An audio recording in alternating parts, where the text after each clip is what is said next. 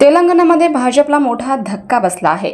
तेलंगणातील भाजप आमदार टी राजा सिंह यांनी पक्षाचा राजीनामा दिलाय।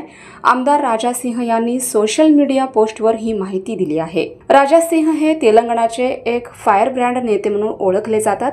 तेलंगणाच्या भाजप अध्यक्षपदी नव्या व्यक्तीच्या निवडीनंतर त्यांनी हा निर्णय घेतलाय। आमदार टी राजा सिंह यांनी पक्ष अध्यक्षपदासाठी दावा केला होता। मला माहित आहे की मला हे पद देणार नाहीत, पण प्रयत्न करण्यात काय हरकत आहे, असे त्यांनी म्हटलं होतं।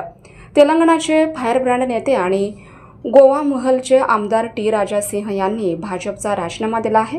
प्रदेश भाजप अध्यक्षपदासाठी एन रामचंद्र राव यांच्या नावावर हायकमांडने सहमती दर्शवली। यामुळे संतप्त झालेल्या टी राजा सिंह यांनी आपला राजीनामा विद्यमान प्रदेशाध्यक्ष बंदी संजय कुमार यांना पाठवला आहे।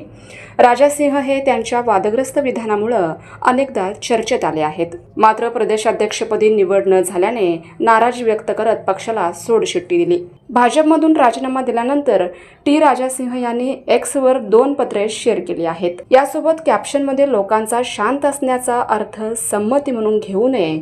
मी फक्त माझ्यासाठी नाही तर असंख्य कार्यकर्त्यांसाठी आणि मतदारांसाठी बोलत आहे, जे विश्वासाने माझ्यासोबत उभे राहिले आणि आज निराश आहेत, असं म्हटलं। मी पक्षापासून वेगळा होत असलो तरी मी हिंदुत्वाच्या विचारसरणीशी आणि आमच्या धर्माची आणि गोशा महलच्या लोकांची सेवा करण्यासाठी पूर्णपणे वचनबद्ध आहे।